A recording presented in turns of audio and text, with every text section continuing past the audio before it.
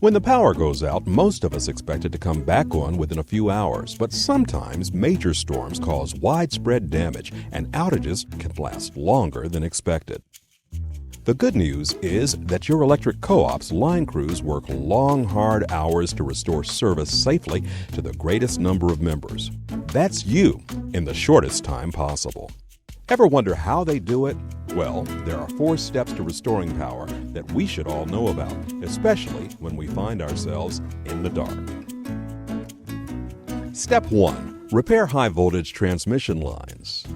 Transmission towers and lines supply power to thousands of members. They rarely fall, but when they do, they must be repaired first before other parts of the system can operate. Step 2. Inspect distribution substation. Distribution substations receive high-voltage power from transmission lines, then disperse that power at a lower voltage to the co-op's main distribution lines. Depending on your electric co-op's service territory, distribution substations can serve either hundreds or thousands of members. When a major power outage occurs, the co-op's line crews inspect the substation to determine if the problem stems from the transmission lines feeding into the substation itself, or if the problem is further down the line. Step 3. Check main distribution lines. If the problem cannot be isolated at a distribution substation, the main distribution lines are checked first. These lines carry power to large groups of members in your electric co-op's service territory. Step 4. Examine tap lines.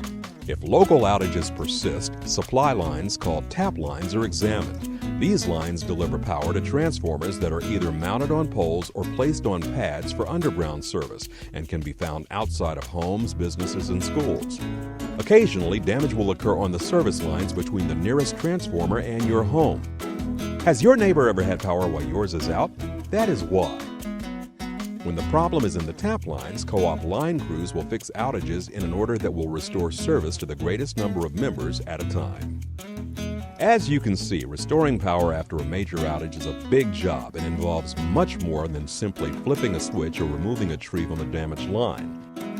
When co-ops work to restore power, they often have the capability to work on multiple parts of the system simultaneously. This ensures reliable power with a faster response time. In the event of an outage, your local line crews will restore power safely to the greatest number of members in the shortest time possible, and we'll keep working until the lights are back on. As always, we appreciate your patience and your business.